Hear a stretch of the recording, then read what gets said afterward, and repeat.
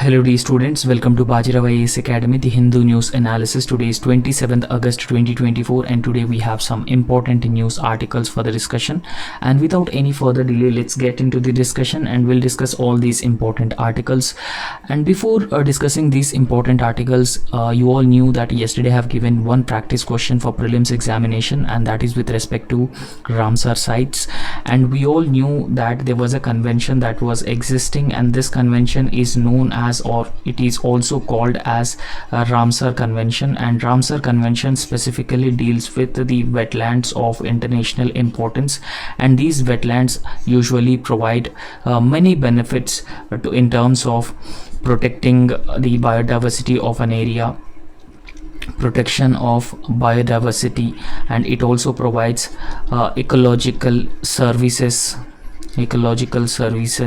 protection and conservation of biodiversity of that area, and it is a key source of irrigation for the agriculture, and apart from that, it also generates livelihood opportunities for the people who are actually dependent on these wetlands, right? So ecotourism is another very important benefit, or another very important aspect of the wetlands. However, due to the anthropogenic factors, degradation of wetlands has been taking place, and even encroachment of these wetlands is also another major problem that these wetlands have been facing. And apart from that, the pollutants are indiscriminately released into the wetlands, and that has been contaminating these wetlands, right? So you very often heard about the dead zones are being developed, and even eutrophication of lakes or wetlands have also been taking place.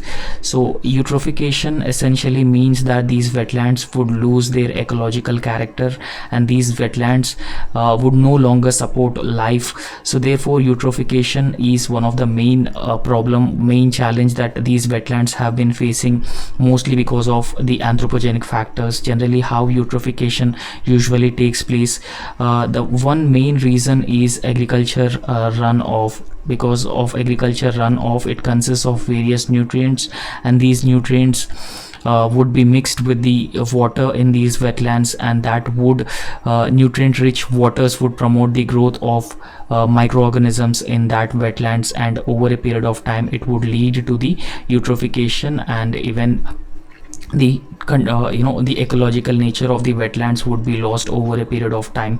And apart from the agricultural runoff, so we should also think about the other factors, such as industrial pollution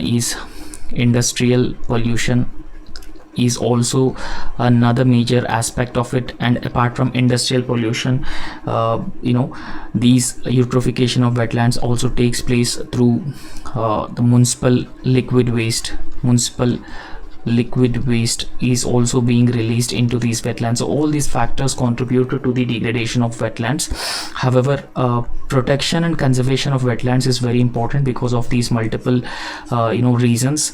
And in order to protect and conserve these wetlands, Ramsar sites list is being announced as of now in India.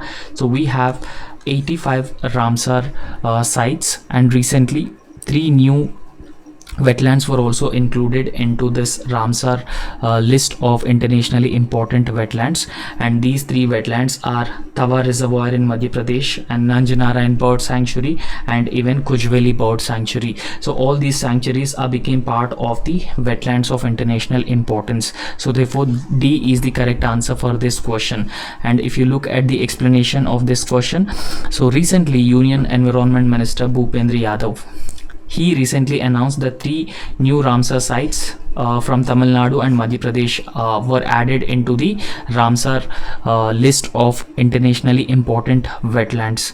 And in fact, So once these three new wetlands are being added to the existing list of wetlands from India, so total wetlands in India, the number reached to 85, and the new additions are the Nanjanarayan Bird Sanctuary and Kujveli Bird Sanctuary in Tamil Nadu, and then Tawa Reservoir in Madhya Pradesh. So these are three new sites which were being added into the Ramsar list of wetlands. And today also I have a very important prelims practice question. The question is, unified lending interface is recently seen in use. So which of the following statements best describes this unified lending interface? Option A, a non-banking finance company with its primary function is lending only, and option B, a platform for enabling frictionless credit, and option C, a consortium of lenders to reduce NPS with banks, and option D, a new digital payment interface to transform digital payment landscape. So try to answer this question, because this unified lending interface is discussed in the newspaper and it is also in news in recent times. So try to answer this question, because if you look at UPSC previous questions, the nature of the questions is such that UPSC has been asking and focusing more on banking related aspects. So try to answer this question in the comment section. And the first article that we are going to start this discussion is with a very important intergovernmental organization, that is BRICS. So we all knew that BRICS is an intergovernmental and a powerful group of countries: Brazil, Russia, India, China and South Africa. Now what is the context? We will try to understand the context of this article. The context is that BRICS countries are now strongly pushing for use of national currencies, and in fact as of now intra-BRICS trade, most of these countries have been dependent on dollar. So they decided to eliminate the use of dollar. So in order to do that, they are trying to use their national currencies for intra-BRICS trade, and now all the BRICS countries have been pushing strongly, or in fact pitching strongly for using the national currencies for the intra-BRICS trade. So they wanted to use this intra-BRICS their national currencies for trade and even financial transactions within the bloc, and in an attempt to de-dollarize economies. So they wanted to de-dollarize economies. Now as of now, the global trade, and in fact at the global level, as a medium of transaction, as a medium of exchange, dollar has been maintaining a dominant position. However, this particular move of all the BRICS countries essentially focuses on de-dollarization of the dollar, a de-dollarization of the international economy that would benefit these emerging trading blocs such as BRICS and even the aspiring countries which are part of the BRICS grouping. And in fact, India is also taking this proposal positively, favorably, provided that this decision is non-binding and it is in fact free to choose the members. And in fact, it is not obligatory and there is no compulsion on India that trade must be done through the national currencies. If there is any such mechanism, India could actually choose members within the BRICS grouping with which India could actually do the national currency trade, eliminating the need for dollars. For example, so we could eliminate the trade with China in terms of national currencies. So therefore it is non-binding in nature, and it is also India is also, countries like India are also free to choose the members with whom it wanted to do the currency settlement with, while ignoring some other members within the BRICS grouping. So because of this inherent flexibility of this use of national currencies for trade and commerce would benefit India in the longer term. And in fact, so when we talk about the BRICS grouping, we need to understand the basics and how it was founded, when it was founded, and what are the member countries of this BRICS grouping. So the BRICS grouping essentially includes 5 member countries before 2024. So they are Brazil, Russia, India, China and South Africa. And in fact, the BRICS next level summit meeting will be held in October 21-22 in Kazan, Russia. And this is the place where next BRICS meeting likely to be held. And in fact, we all knew that BRICS is an acronym for 5 emerging economies. They are Brazil, Russia, India, China and South Africa. So these countries are considered as an emerging economies, developing countries. And in fact, if you look at China alone in the grouping, China is the second largest economy in the world, and India is the 5th largest economy in the world. world, and in fact India is expected to become the third largest economy in a very near future. So in fact, if you look at China's total GDP, it is around 17 trillion dollars of GDP, and Indian GDP would be around 3.9 trillion, and India is also expected to overtake both Japan and Germany in very near future to become the third largest economy. However, it is expected that the 15th BRICS summit will be hosted.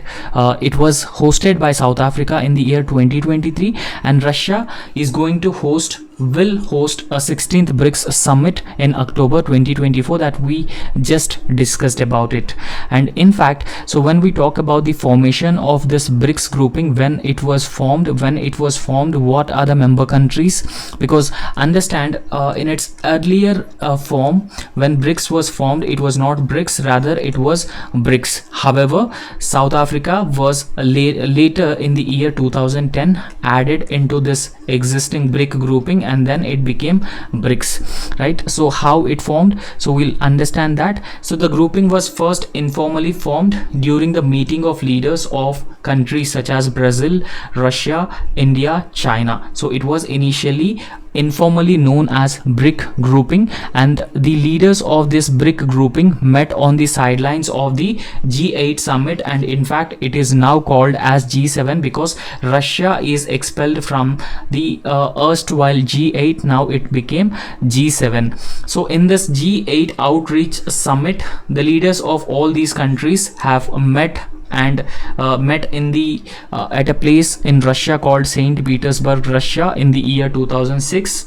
and this was later formalized into the first BRIC foreign ministers meeting, New York, in the year 2006. However, in the year 2009, the inaugural BRIC summit took place in a place called Yekaterinburg in Russia, and this was the inaugural summit. After this inaugural BRIC summit took place in the year 2009, so in the same following year, in the 2010, South Africa has also become part of the BRICS grouping, and ultimately BRICS transformed into BRIC. However, in the year 2023, so the BRICS grouping also decided to add 5 more member countries as part of the BRICS grouping. So they decided to expand the BRICS grouping. So as of now, in the year 2024 January, few more members became part of the BRICS grouping, such as United Arab Emirates and Iran, Saudi Arabia,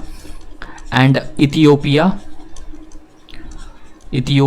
and Egypt. So these are the member countries which became part of the expanded BRICS grouping. And don't forget that Malaysia is one of the aspiring country which wanted to become part of this BRICS grouping and expanded BRICS grouping. However, when Malaysian Prime Minister recently paid a visit to India, and in fact he also asked support of India for its bid to join the BRICS BRICS grouping, and in fact India has also extended its support for the Malaysia to become part of the BRICS grouping in case if it is expanded in the future. So try to understand some objectives of the BRICS grouping.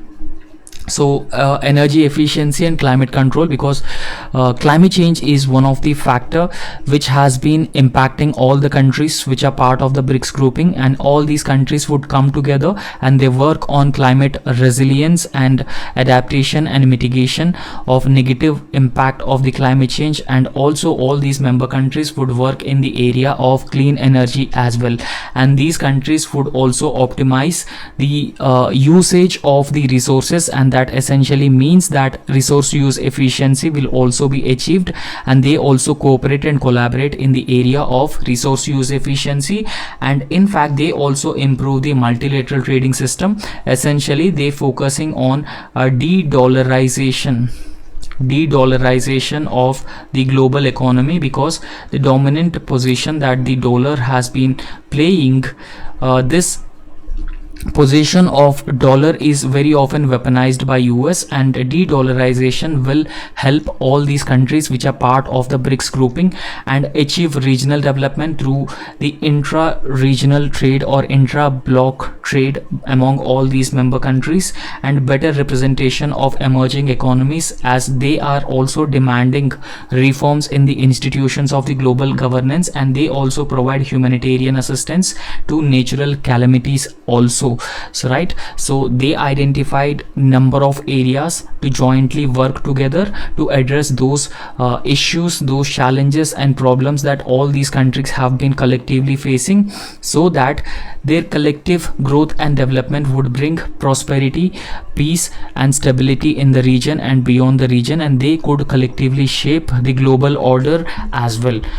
So what is the significance of this BRICS grouping? So in terms of data, we will try to understand the significance of the BRICS grouping, and in fact the enlarged BRICS grouping. So enlarged BRICS grouping essentially includes Iran, UAE, Saudi Arabia, Ethiopia and Egypt, and in fact this enlarged BRICS grouping will consist of around 3.5 billion people, right? So the entire grouping will consist of 3.5 billion people, and in fact it represents 45% of the world's population. So by this data you could understand how important this BRICS grouping is for the world peace, stability, prosperity and the development. And in fact when we talk about the collective economies of all these countries, so it is around $28.5 trillion of the combined GDP of all these BRICS countries, and this has been accounting for around 28% of the global economy. This is massive and also huge, and in fact the expanded BRICS grouping also overcome or also the combined GDP of all the BRICS countries is also more than the combined GDP of the G7 countries, so most industrialized and developed countries of the world. So therefore in this context you could imagine that the BRICS grouping has become a voice of all the developing countries, and in fact BRICS with the emerging economies and developing countries has turning out to be a more powerful and more powerful international organization or a body among all these developing countries. And in fact countries like Iran, Saudi Arabia and UAE are also part of the grouping, and they recently became part of the BRICS expanded BRICS grouping. And in fact all these countries such as Iran, Saudi Arabia, UAE, they approximately collectively consists of 44% of the global crude oil production. So in terms of energy security, global energy security, not just a regional energy security, so BRICS is also very, very important, right? So this is the importance and the significance of the BRICS grouping. And you could also see how BRICS countries have been contributing in terms of a total economy. For example, Chinese total GDP is 17 trillion and India's GDP is 3.39 trillion. So probably this is a bit an old data, but India's GDP now stands at around 3.8 trillion, and India's GDP likely be more than 4 trillion in a very near future. And India is the 5th largest economy, and Chinese and Russia's combined GDP would be 2.24 trillion and Brazil 1.92 trillion. And there are also other countries which are part of this BRICS grouping, and you could also go through the GDP of those respective countries.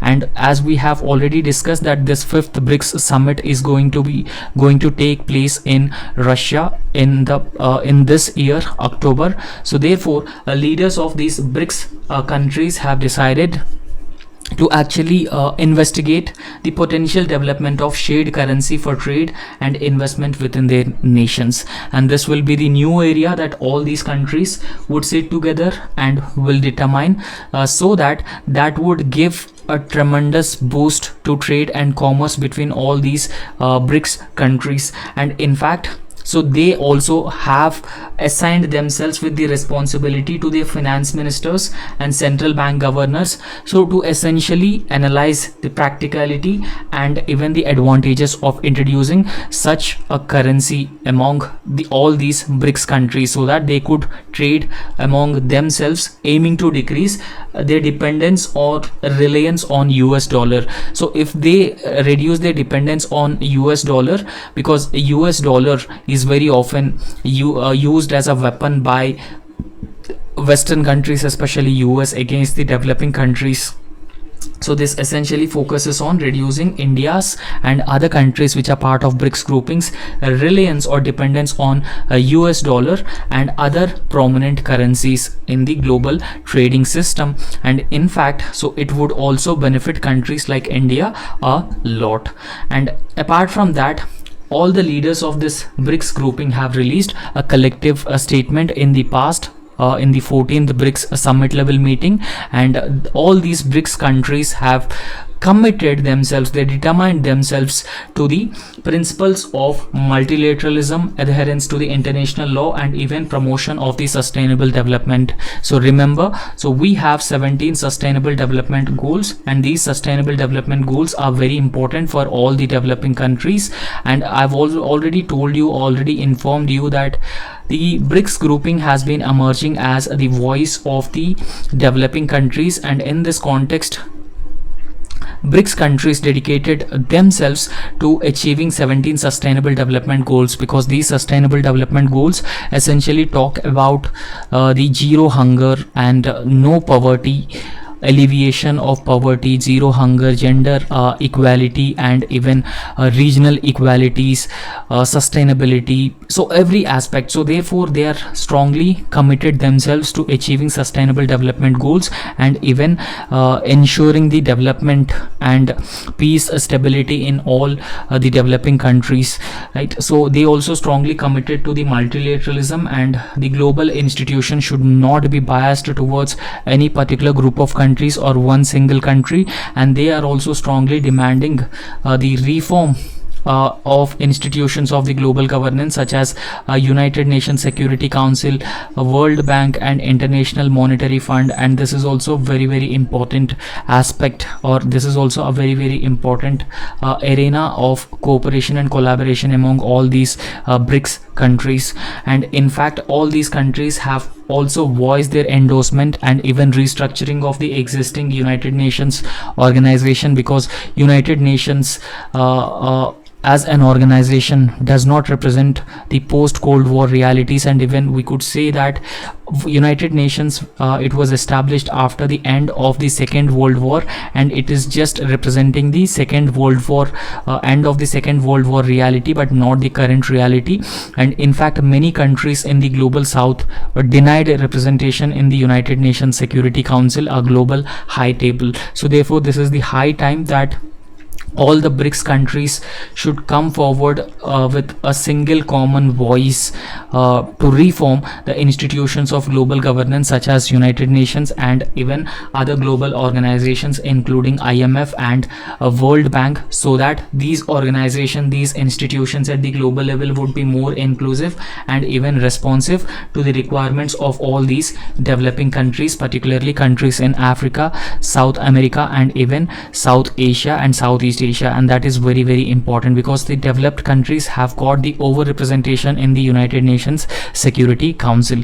And Prime Minister Narendra Modi also suggested the formation of the Space Exploration Consortium within the BRICS nations, right? So Indian Prime Minister have suggested this, so that we wanted to establish a Space Exploration Consortium, and that would benefit all the countries which are part of the BRICS grouping, because Russia, India, China are one of the space powers in the BRICS grouping. So therefore space cooperation will also benefit all the countries. And recently India has proved itself as a major space power by becoming the first country to successfully land a rover, a lander and a rover on the southern pole of the moon through Chandrayaan 3 mission. Now, what are the major advantages for India through the BRICS grouping and a de-dollarization of the global economy, or a space consortium of all these BRICS countries? And in fact, so India can actually ensure that the BRICS actually adopt a global governance philosophy, and this global governance philosophy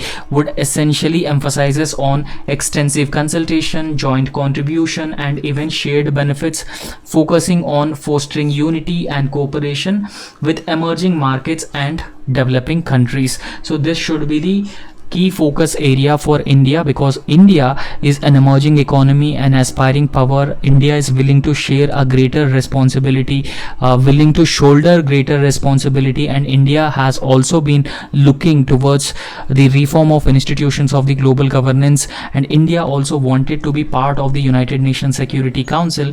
And because of in this backdrop, it is very important that India need to work more closely with all these BRICS countries to achieve these aspirations. And apart from that, India should also advocate for the BRICS nations actively contributing to the universal security, right? So terrorism, non-state actors have been posing new threats for countries, not just developing countries, but even developed countries, posing new challenges for the global security. So therefore, India should actually advocate a universal security philosophy, and that could respect and ensure the security of every country, including India, and even fostering dialogue over the confrontation that we have been observing over Russia and Ukraine, and even Israel and Palestinian conflict. So therefore, India always supports and stands by peace, and we need to support and foster dialogue over confrontation, and we need to promote a balanced and effective regional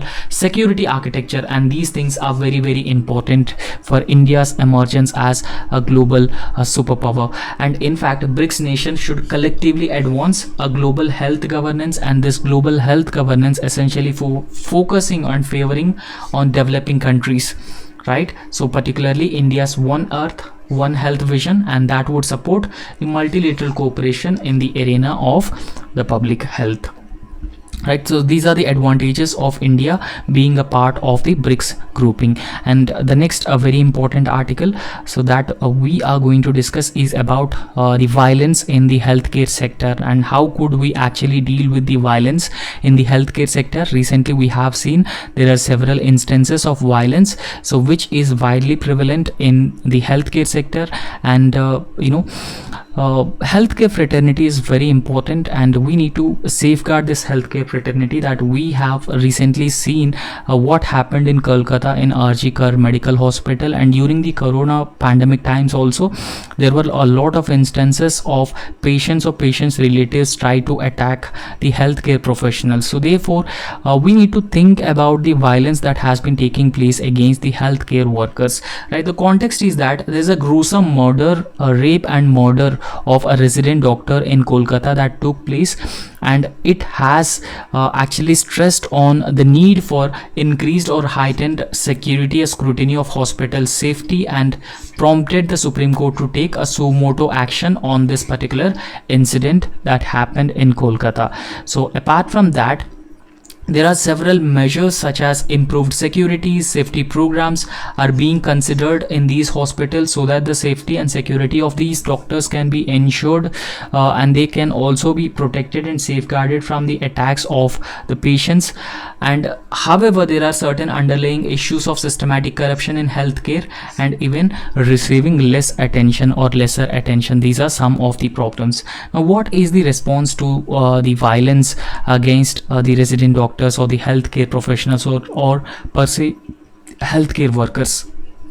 And in fact, taking a suo motu cognizance of this recent incident that took place in Kolkata, Supreme Court has mandated a formation of National Task Force, and this National Task Force will enhance the hospital security and safety So that includes infrastructure upgrades and even increased security presence, so that doctors and healthcare professionals can actually be protected from the violence and violent attacks by the patients and relatives of the patients.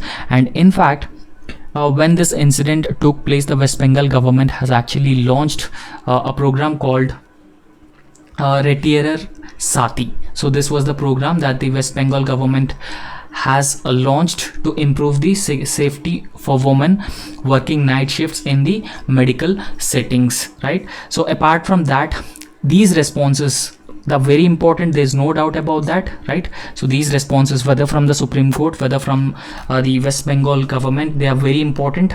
But these responses from the government side, they only address surface level issues, and they even fail to tackle the deeper problems that have been plaguing the safety and security of the healthcare professionals in India, or underlying healthcare worker violence and safety in India. So you can also go through data with respect to the attacks on the healthcare professionals that has been taking place, and they are constantly living in a fear of attack by someone. So therefore, in such conditions, it would be very difficult for them to provide round the clock services for the patients.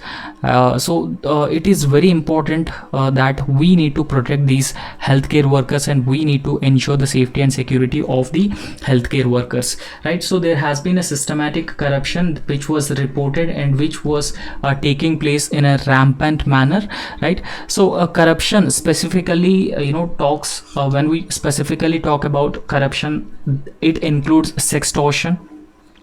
It is a very significant form of corruption, but it is also under appreciated factor in healthcare crisis, and that has been impacting both worker safety and even the patient's outcomes also. And therefore this corruption has to be taken very seriously in the healthcare settings, right? So corruption should attract $0 tolerance, or there should be no tolerance to corruption at any level. Because of corruption, generally what happens, it leads to declining trust and confidence of public towards the healthcare professionals, and corruption also ensures that the existing systems would not work in a foolproof manner. So therefore we need to act strictly against the corruption. And in fact, there are also, in the past, there are some failures with respect to providing safety and security to the healthcare professionals, and past responses to the healthcare violences during the COVID-19 pandemic times also, or any other major health emergency, right? So improving security and improving legislation, there were no such attempts from the government, either the state government or the union government. So there were no such attempts. And in fact, health is a state subject, so we all knew about that. Health is a state subject. So since health is a state subject, so it is mostly the responsibility of the state governments to brought legislations, and that would strengthen safety and security of the healthcare professionals. So however, because of the historical failures in terms of providing security through improved legislation, so they are largely ineffective due to a systematic underfunding and corruption. So mostly healthcare is either underfunded, and healthcare not adequately given attention, focus. So all these areas are missing in the healthcare sector. And we need to understand the global perspectives also in terms of healthcare, right? So corruption actually costs global healthcare system billions of dollars annually, and more than the cost of universal health coverage, indicating a broader issue beyond just infrastructural improvements, right? So this is the global perspective and global experience, and we should not just look into the infrastructure in the healthcare, rather we need to look into the healthcare in a holistic manner. And when we talk about healthcare in a holistic manner, or when we look into healthcare in a holistic manner, we need to prioritize the safety and security of the healthcare professionals, and that is very, very important. And then we shall focus on the infrastructure development, revamping the existing infrastructure, and that is also a very very important aspect. The healthcare professionals number can be increased, and we need to adequately sensitize people. Sensitization of people is also very very important. So we need to look into all these aspects whenever we are actually discussing improving security and safety of healthcare workers to prevent violence in these hospitals. So however, there is a need for the comprehensive reform, and what kind of a reform it actually demands or it actually requires. So there's a national task force, and that task force must focus on preventing and addressing the medical corruption, because corruption has actually been plaguing the system, and this national task force should adequately focus on preventing and addressing the medical corruption through transparency, accountability, and even the administrative reforms, and all these measures have to be adequately taken. And apart from that, there should be effective strategies, and these effective strategies require inputs from public health experts, medico-legal professionals, and even governance bodies. So not just the medical personnel alone, and that is also a very very important reform that we could actually look into. And we should also learn from others and the other countries' practices with respect to the safety and security of the healthcare workers. So for that, to ensure that in order to modernize public hospitals and adaptation of successful strategies from other countries such as Brazil are very important, and they are very essential. So therefore they could address corruption and improving the healthcare systems and even the underfunding also, right? So what are there are certain recommendations that I have given to you here. So these are the recommendations that can be followed to curb violence against the healthcare workers, such as rebuilding the public trust and confidence. As I have already explained you that corruption is one of the element which leads to the declining trust and confidence over the healthcare sector. So therefore we must rebuild the public trust, and we should also reform the medical education, and that is very important. And proper institutional administration is also very important. The government initiatives must be undertaken, and step by the healthcare workers, and steps by the patient attendees, and self-defense. So all these things are have to be actually looked into, and certain reforms have to be brought into. And apart from that, the state governments should actually bring in certain legislative measures, right? So legislative measures, and these legislative measures would essentially provide safety and security, or strengthen safety and security of the healthcare professionals. And next important article is about New India Literacy Program, and we will understand what exactly is this New India Literacy Program. So try to understand the context. The context is that in a letter to all states, the Union Education Ministry has actually defined literacy.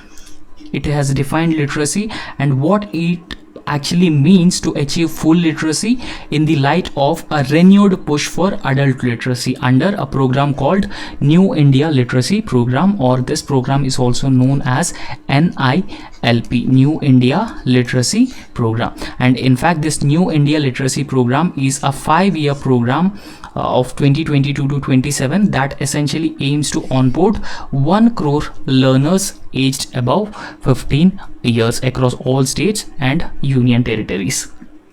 Okay, so this is a 5-year program, 22 to 27, and this 5-year program aims to onboard 1 crore learners aged above 15 years. Right, so what are the major objectives of this scheme? So first and foremost, we'll try to understand major objectives of the scheme.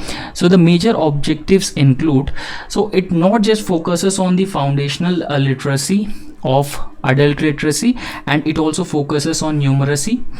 And apart from that, it should also cover components which are very important, which are very necessary for the citizens of this 21st century. Now, what are the other essential and important components for the citizens of the 21st century? So they include critical life skills, so including financial literacy, digital literacy, commercial skills, healthcare and awareness, child care and education, and family welfare. So all these things would be covered in this New India Literacy Program. And apart from that, vocational skills and training would also be provided under New India Literacy Program. So with a view towards obtaining local employment and basic education, and this basic education would essentially includes preparatory, middle and secondary stage equivalency. So that is the basic education, and vocational skills and vocational education will also be imparted, so that this vocational education will help them earn self-employment opportunities and will also help substantially improve the literacy rates among the adults. Now, how this scheme is being implemented? So this New India Literacy Scheme is being implemented through voluntarism.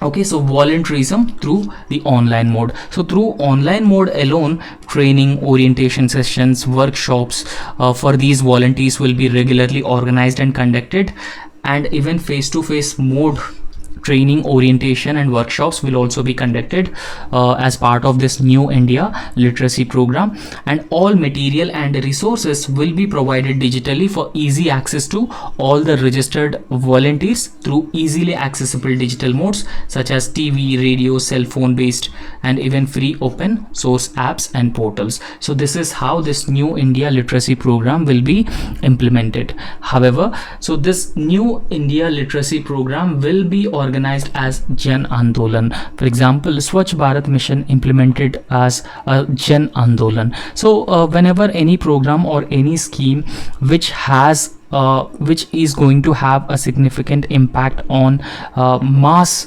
scale on public, so certainly such programs will be considered to be implemented as a Jan Andolan. So therefore the government has also been thinking about implementing this New India Literacy Program as a Jan Andolan, and in fact 3 crore student or children from around 7 lakh schools registered under a UDICE program, right? So this is a program at the district level, so which is also known as UDICE program, along with 50 lakh teachers of government, aided and private schools. So they will actually participate as volunteers under New India Literacy Program. And apart from that, the support will be extended and provided for the Panchayat Raj institutions, Anganwadi workers and Asha workers, and an estimated 50 lakh NSS NCC volunteers will also actively take part in the New India Literacy Program as volunteers. And in fact there will be an involvement of the people at the community level, and even participation of philanthropies, CSR organizations through volunteerism and through Vijayanjali portal will also be taken into account. And in fact states and union territories will promote individual, family, village, district success stories through various platforms or number of platforms, and it will also utilize all types of media, electronic media, print media, folk media, interpersonal platforms including social media platforms, so and community radios. So everything will be involved, utilized to increase the literacy levels in India. However, so when we talk about the literacy rate in India according to 2011 census, so it is very poor. It is just 74%, and in fact the literacy rates among the women is lesser than that. So 69% of the literacy rates for women as per the 2011 census. So therefore there is a need to substantially increase or should focus on literacy, especially the adult literacy, and this new in literacy program will essentially help this will essentially help in substantially imparting the adult literacy. And apart from adult literacy, vocational training will also help. Vocational training and education will also help them earn self-employment opportunities, right? So that's all about this NILP program, literacy program. New India Literacy Program. So today I have a very important mains practice question. This mains practice question is based on the recent HEMA panel report and on sexual harassment and sexual exploitation of women at workplaces, and how women at the workplaces have been facing sexual exploitation, and what are the measures or the suggestions that we can give to prevent the sexual exploitation of women at the workplace. And also we need to discuss some measures that the government has adopted. So this was the question that I have framed. So the question is that HEMA panel report on sexual exploitation of women in Malayalam film industry sent shockwaves across the nation.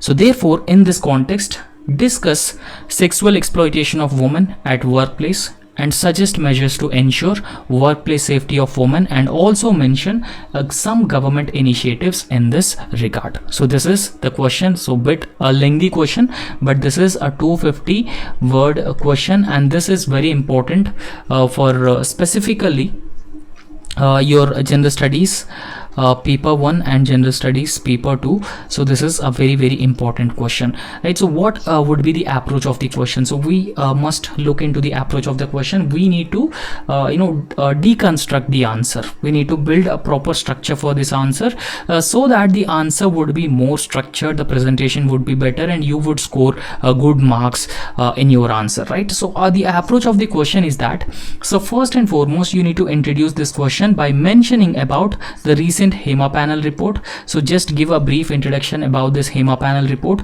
and you need to write briefly about the key findings of the HEMA committee on this Malayalam film industry and sexual exploitation of the woman, harassment, and everything that is being present in the Malayalam film industry, and then discuss the sexual harassment and exploitation of women at workplace, and then suggest some measures to address this menace, and also mention some measures taken by the government to address the sexual exploitation and harassment of the woman at workplace. And this is how you need to deconstruct the answer. Now in the introduction, so as I've already told you, that introduce this question by briefly mentioning about this recent HEMA panel report, right? So HEMA committee report, so that was the report which was recently submitted to the Kerala government. So this HEMA panel or HEMA committee report on the Malayalam film industry was recently released, and this released report has a key findings or a key information about the instances of sexual abuse, gender discrimination, and even inhuman treatment of women in the Malayalam film industry. And in fact, the HEMA panel report has led to, or in fact, so this report was prepared by led by retired Kerala High Court Judge Justice K. HEMA, with members including from veteran actor Sharda and retired IAS officer KB Valasala Kumari. Okay, so once you briefly write about the HEMA panel report, and then you need to write about the key findings of HEMA committee on the Malayalam film industry. So you need to write, so what are the key findings of the HEMA committee report on the Malayalam film industry. So a pervasive culture of sexual harassment in the Malayalam film industry.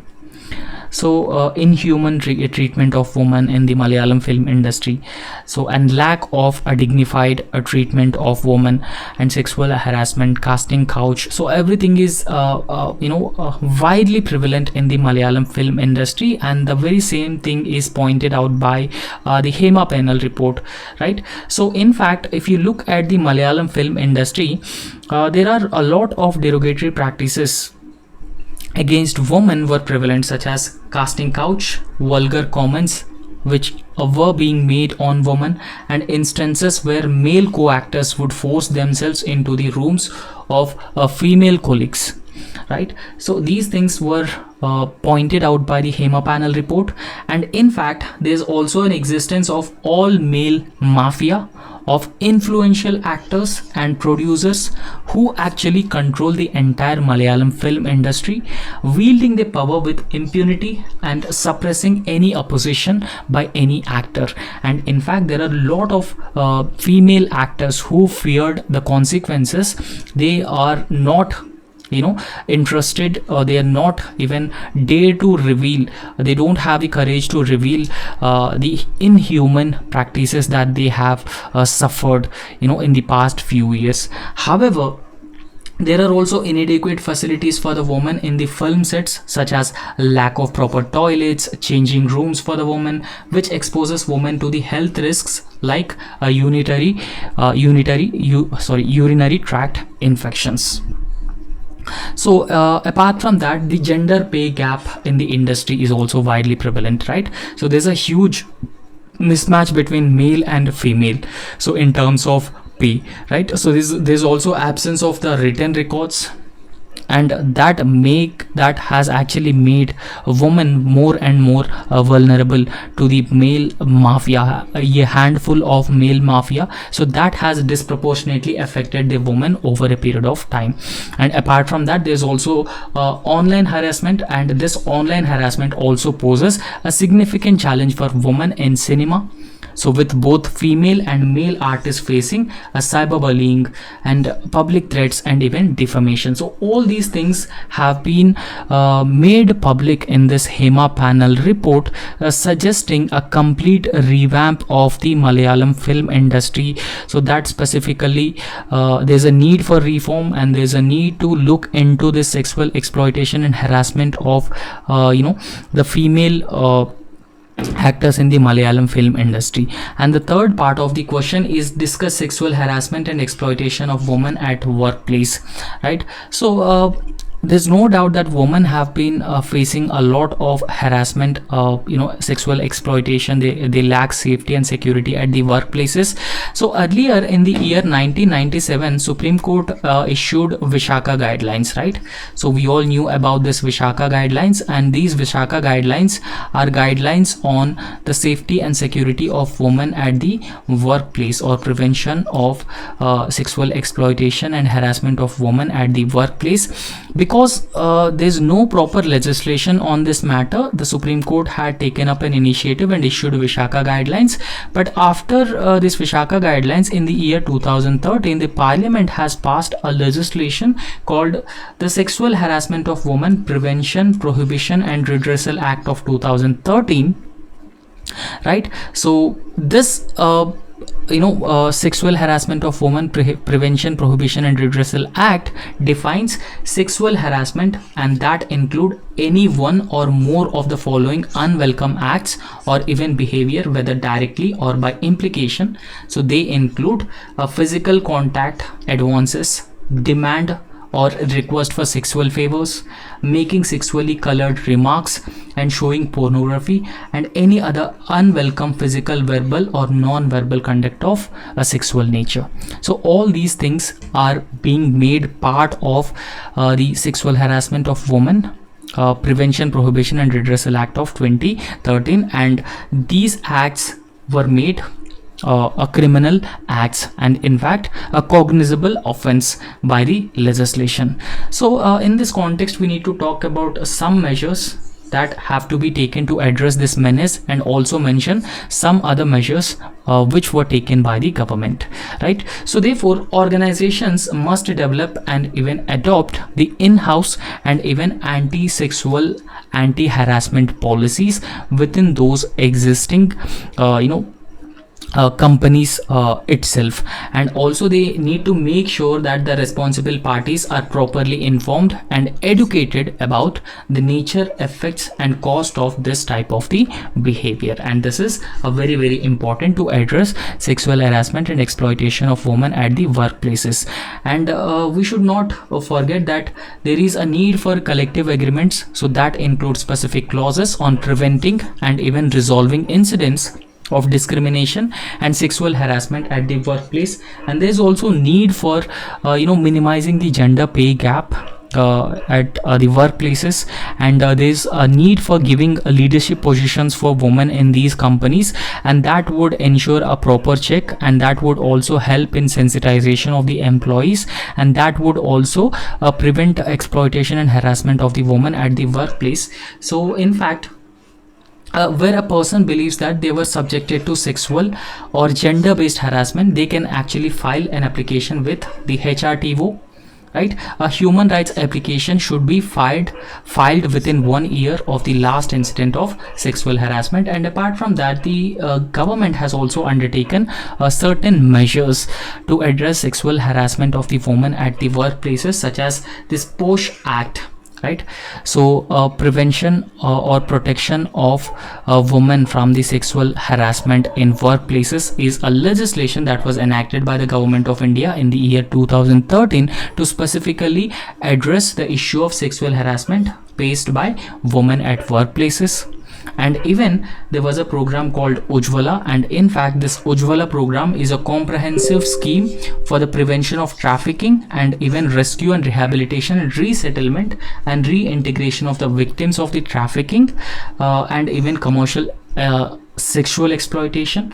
And Swadhar Gruh is also another major and most important program, a scheme for women in difficult circumstances, and even Nari Shakti Puraskar. So these are some of the initiatives that the government has taken in this regard. So right, so that's how you can answer this question, and that's all in this lecture.